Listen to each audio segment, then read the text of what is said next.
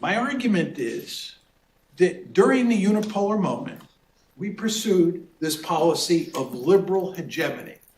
And we pursued this policy of liberal hegemony towards China, towards Europe, and towards the Middle East, and in particular the Persian Gulf, okay?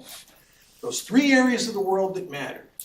And we really screwed things up, okay? And with regard to China, we helped create an incredibly powerful China that is today a peer competitor with the United States.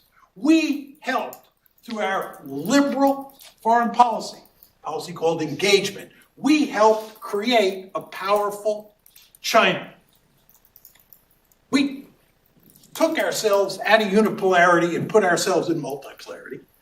And with regard to Russia and Europe, because of NATO expansion, EU expansion, and the color revolutions, we ended up antagonizing the Russians to the point where on February 24th, 2022, we got involved in a full-scale war with Russia. Right? What that has done is it's pushed the Russians into the arms of the Chinese, which is a huge mistake.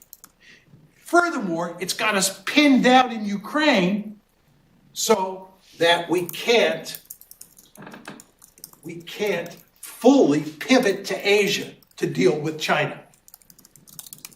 See what's happened there? As a result of liberal hegemony, I'm going to unpack this for you, right?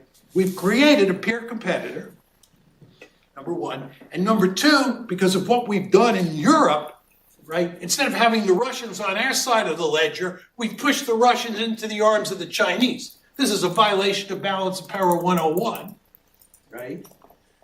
And furthermore, we're pinned down in Ukraine, which makes no sense at all because Russia's not a serious threat to the United States, okay? And then with regard to the Middle East, and I'll talk about this in some detail, that's a complicated case because of Israel and because of America's special relationship with Israel.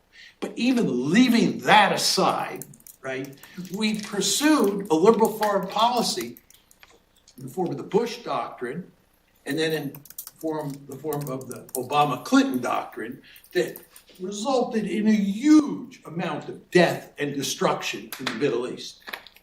Right? So my argument is that liberal hegemony as a policy failed miserably, and it helped create the mess that we're in today.